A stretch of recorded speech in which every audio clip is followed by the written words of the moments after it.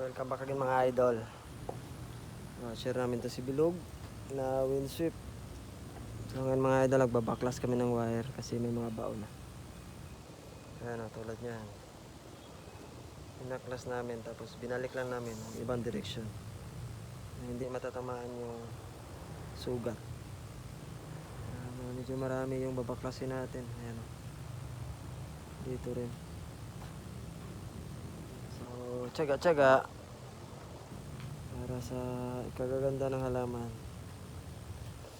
Tsaka ito mga idol, isang tips din. Ang kamuning bilog ay isa sa pinakamagandang gawing windsweep or whipping na style. Kasi napakabilis mag-stable.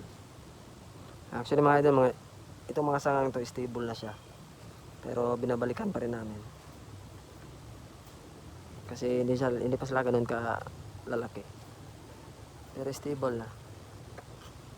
Next year, pwede na. Wireless. Ayos.